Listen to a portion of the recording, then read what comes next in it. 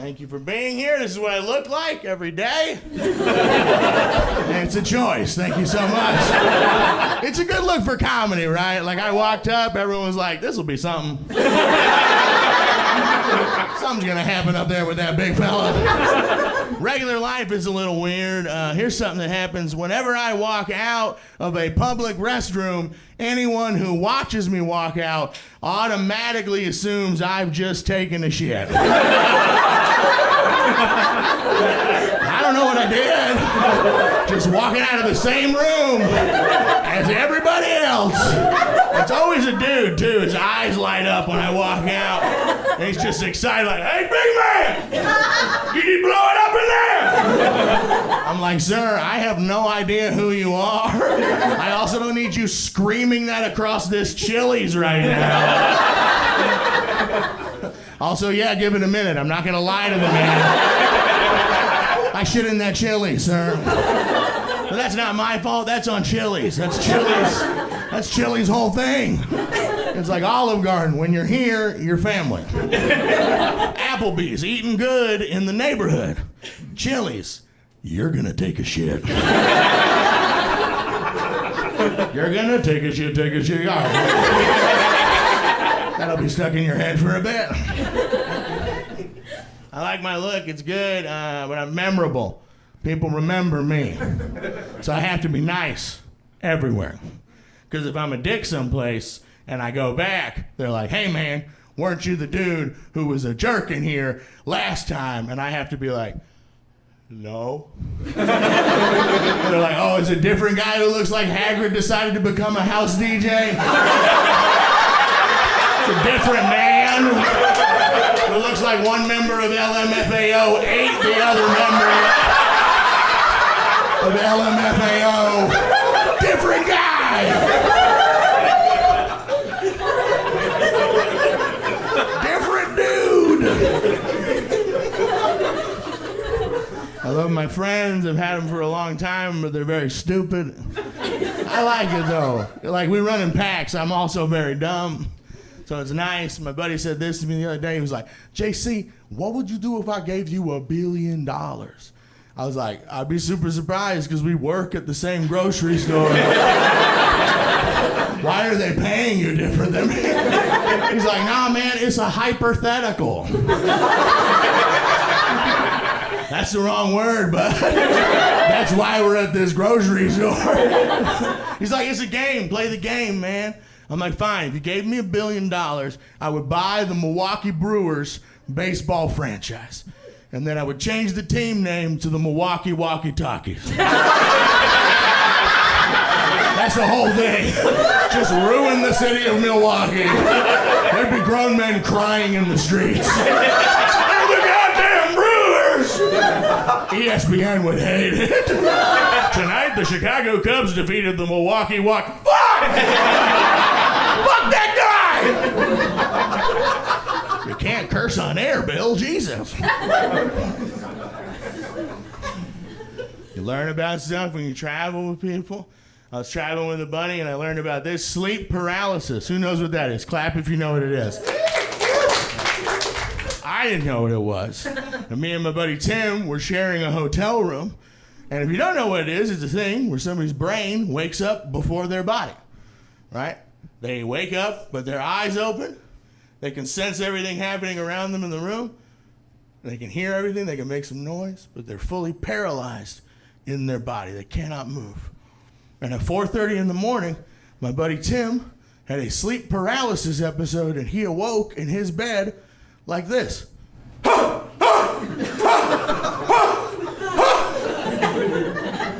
And then I just got all my shit and left.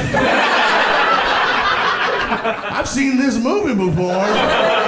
The demon has Tim. And I need to get out of here before it decides it wants something more delicious. I'm way more delicious than Tim. He is an appetizer. I am the main course for demons. I just went to Denny's. That's what I did. The demon never follows them to a diner. They always make it to a diner. They're like, we're safe now. Demons hate pancakes, you know? My favorite is he's texting me after. He's like, hey, man, where'd you go? Come back to the hotel room. I'm like, you're not going to trick me, demon. If you have Tim, you have his phone. And I won't be fooled again. My buddies are mean. I think that's the thing. Guys are just mean to each other. I was walking out of a house party, and my buddy stopped me at the front door of the house party, and he's like, hey, man, eat this edible. And I was like, no, thank you. I don't want to be high in public. I don't want to eat the edible. And he was like, come on, man. It's just a 5 milligram edible. You'll be fine. And I was like, no, I don't want it. And then he went, bro. And then I just had to eat it. That's an argument now. I don't know why. Bro. I don't know why more defense attorneys don't use that. Your Honor, bro. Case dismissed. This guy's chill as fuck. Get the handcuffs off him. So I eat the edible. I eat it. And then he goes, and that's a bad sign. Whenever someone offers you something to eat and then you eat it and then they laugh in your face, things probably aren't going to work out for you. He goes, actually, it was 150 milligram edible. And I was like, why? Why did you do that to me? He was like, oh, I didn't want you to leave the party. And I'm like, so you poisoned me in order to kidnap me? That's 2 felonies in a row, Playboy. I'm about to call an Amber Alert out on myself. He's a very heavy-set gentleman, kind of looks like one member of LMFAO. I'm too high right away. I've had a couple of drinks, and it hits fast. Hit me too quick. I walked outside, realized very fast that I could not drive my car. So I was like, all right, I'll call an Uber. But I was so fucked up that I called the Uber to my house. I don't even know how I did that. Uber driver showed up at my house like, hey man, I'm outside. I'm like, so am I. He's like, I don't see you. I'm like, I don't see you either. He's like, what do you want me to do? I'm like, help me, man!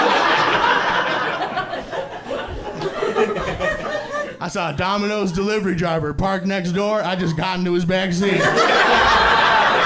I was like, take me home, Domino's, to the place I belong, pepperoni.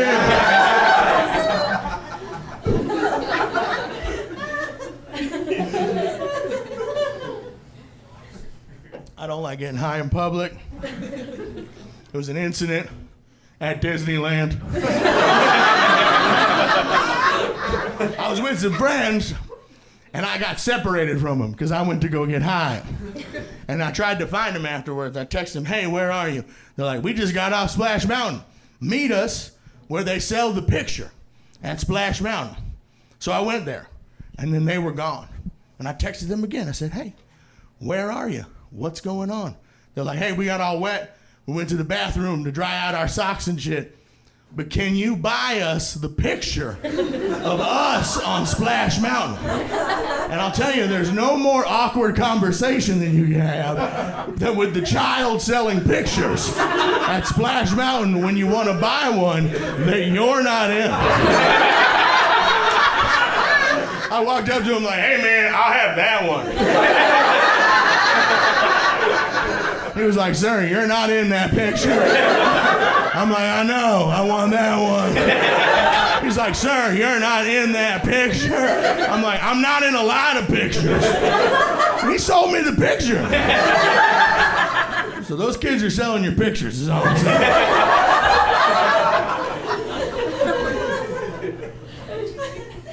I flew in on an airplane. I love flying, I love it.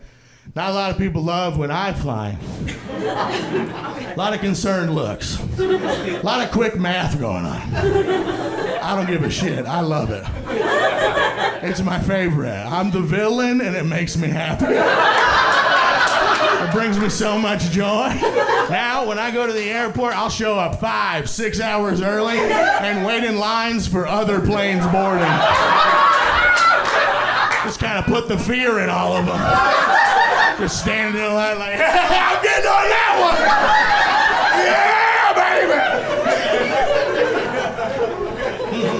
baby. When I board my plane, I board last. I'm a surprise special guest. Everybody's calm. I wait till they're about to close that boarding door. And then I storm on like I'm a bad guy wrestler from the WWE. I just come around that corner like, oh yeah! Woo! Nobody's getting an armrest in this bitch tonight! Just super kick the flight attendant. Hey! I'm the captain now.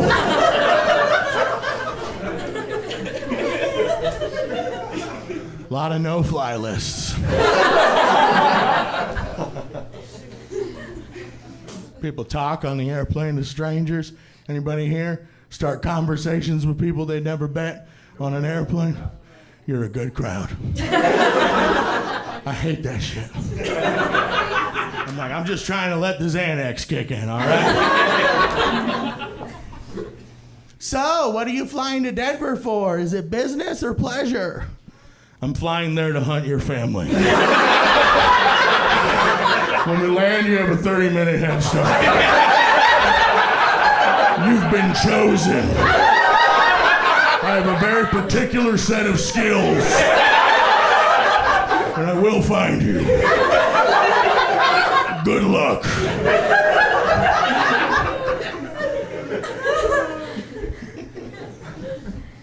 Babies on the plane are fun. Always a baby. Doesn't matter what flight, there's somebody who's like, I had to bring my baby. No, you didn't. Just tell it it went. That's how I raise my kids. Remember that time I took you to Disneyland when you were a baby? No. Well, I did. Go clean your fucking room. I was on a plane with a chill baby. Very chill. Just hanging out. Very calm. It wasn't just the baby, the mom was there as well. It would have been funnier if it was just the baby. I just boarded the flight all fucked up. Like, is it this mine now? I don't know. Baby's like, hey brother, how you doing? What are you flying to Boston for? I got some side pussy there. It's a very chill baby. It's gonna be a fun flight. The mom had a whole routine. She was like, iPad, cell phone, jingling keys, squishy toys. She was about it. But then, at one point, we hit some turbulence, and the baby was crying a little bit, and the pilot came over and said, hey, you guys can't get out of your seats. We gotta just fly the plane, nobody move. And she goes, hey, the only thing that's gonna calm him down is if I feed him. And I'm so sorry, I don't wanna make this awkward. And I tried to explain to her, hey, it's natural, don't worry about it. But what came out of my mouth was, fuck yeah. It's gonna be a good flight. And if we crash, at least I get to see a titty, you know?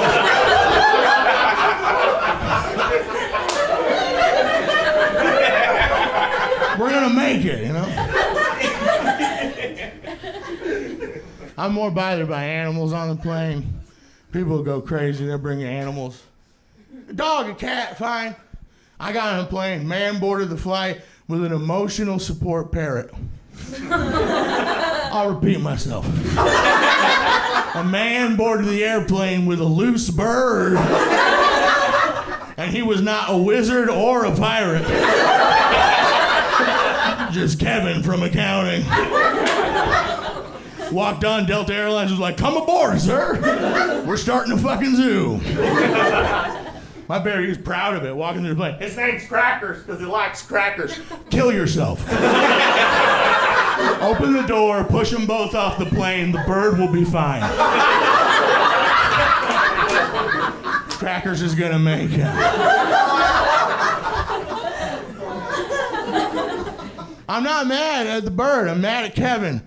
It's Kevin's fault. The bird, Crackers, did not want to go on the red eye to New York. Kevin decided that for Crackers. But Crackers was the problem because birds understand what it feels like to fly.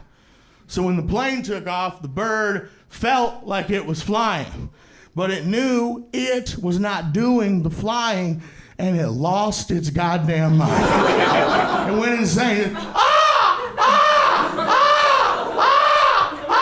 Which I assume in bird means, what the fuck is going on?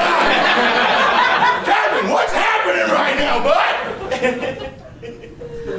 6-hour flight. It's a 6-hour flight. Guess how long Crackers was freaking out for? 6 hours, not a trick question. From the minute we took off to, there were babies looking over there like, shut that thing the fuck up. Shut it up. Trying to enjoy your titty back here.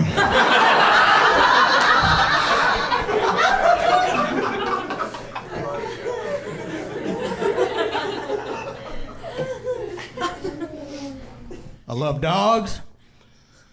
I love them. Dogs generally think I'm just a bigger dog. So they're not big fans of mine. Like, barbecues have been rough. I'm just showing up to a barbecue and there's just a schnauzer there like, what the fuck? Why are you on your hind legs? And then there's a couple like, no, Biscuits loves everybody. And Biscuits is like, get behind me, Mom and Dad. It's here for our meat. And I am, but it's a barbecue.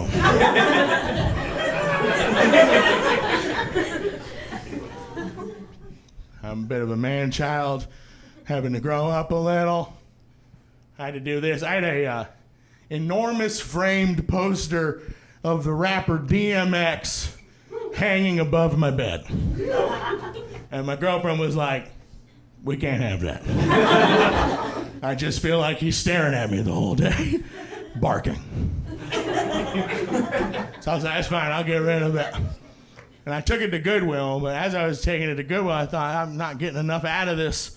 So what I did is I opened up the frame and I tucked a fake treasure map into the back of it. Because I'm just hoping the same person who buys a framed poster from Goodwill will follow a treasure map they find. Cut to 30 years from now, a dig site outside of New Mexico. Just a young man throws his shovel down in disgust. What the hell are we even doing out here, man? We've been digging for months. An old man creeps up behind him with his cane, grabs him by the scruff of his shirt and goes, oh, you didn't know? We're looking for the treasure of DMX.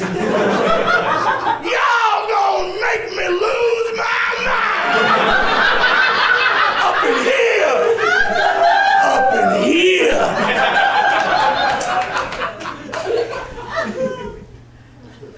My brother's the best.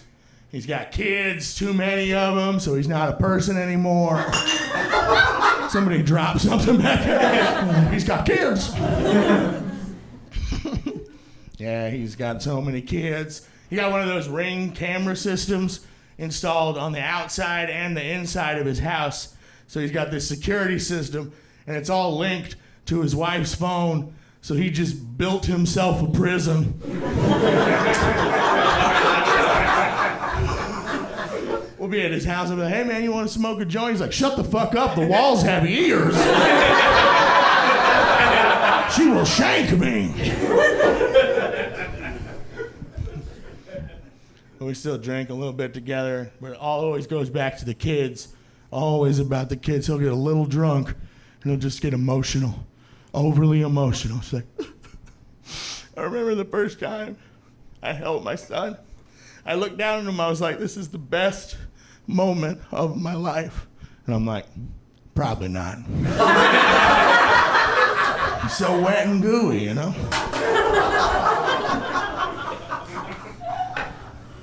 I was like, remember that time we went to Mexico and we all took Molly? And that lady sucked your dick on the beach? Well, of course you remember, that's your wife. You married her. And that's what you do. She earned that in the sands.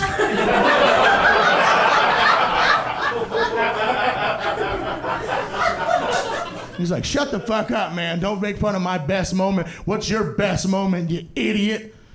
And I was like, I was hanging out with some buddies. backyard of their house. And one of my friends said, I bet I could tell the difference between a blueberry muffin and a blueberry Pop-Tart by smell alone. So we blindfolded him. And instead of providing him with either of those objects, my other friend farted directly into his mouth. It's like, it's in my eyes! And then he fell into the swimming pool. And with a mouthful of blueberry Pop-Tart, I went, this is the best moment of my life. Still is. My brother's wife gave me a nickname, Funkle. The fun uncle, Funkle. That's a bad nickname. I earned it though. I taught my nephew how to make margaritas. Problem is, he went to kindergarten. The teacher was making Kool-Aid in the front of the class. He was like, you gotta make them strong so people know you're not fucking around.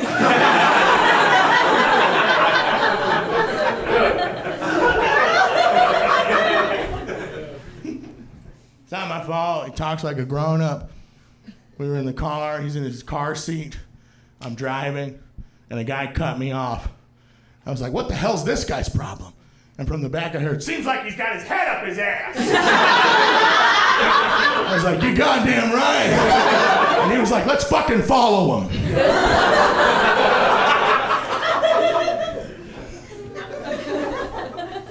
He's still little.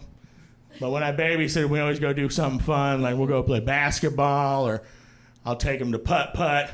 And I just fucking dominate him. I just put the fear of God in him. He's like, I missed again, because you're trash! Get that shit out of my house!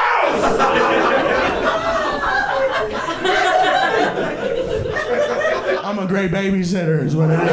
It's going to give him some constitution. You guys drug people? Somewhat, sort of. During the pandemic, my buddies hit me up and they were like, hey, JC, we've never done mushrooms before. We have to do mushrooms before the world ends.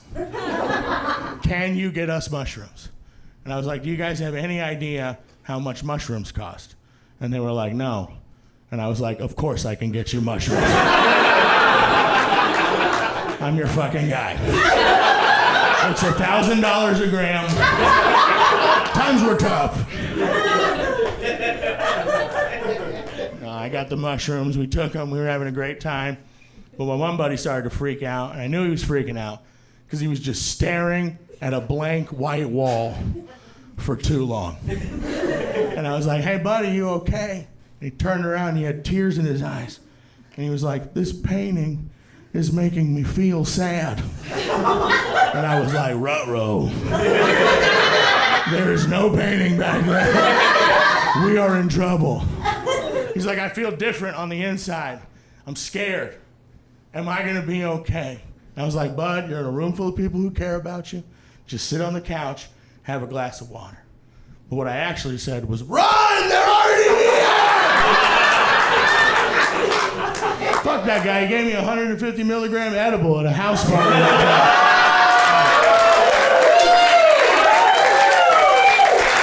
Payback's a bitch. And an elephant never forgets.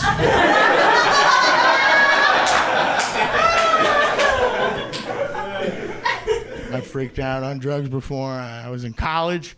It was the night before Halloween. I got a phone call from some friends. They were like, hey, JC, tonight we're going over to Todd's dorm. We're all going to take acid. And then we're going to watch the movie An American Werewolf in London. Do you want to go? And I was like, you had me at acid. I will be there. Got over to Todd's dorm. Me and 10 other college freshmen all took acid for the first time, waited for it to begin affecting us, and then somebody put a horror movie about werewolves into a DVD player. Panic and paranoia consumed the room. One of my buddies convinced himself the combination of the drugs and the movie was going to turn him into an actual werewolf. And he alerted the room by going, guys, I think I'm gonna turn into a fucking werewolf. I gotta take my sneakers off first. They're brand new, dude. And then he just started taking his shoes off. And the rest of us were like, oh shit. We're probably all turning into werewolves. From one side of the room, somebody was like, why don't we just turn the movie off? Pretty good. That guy's an investment banker now.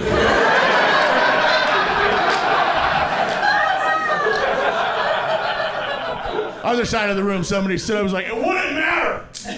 We're already infected. That guy owns a vape shop now.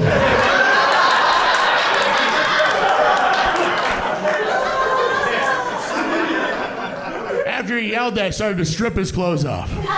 It turned into a chain reaction around the room as everybody realized they liked their clothes. So now it's a dorm room full of college-age dudes stripping all their clothes off to prevent them from being ruined when we transform into monsters. It's a typical Tuesday night in Florida.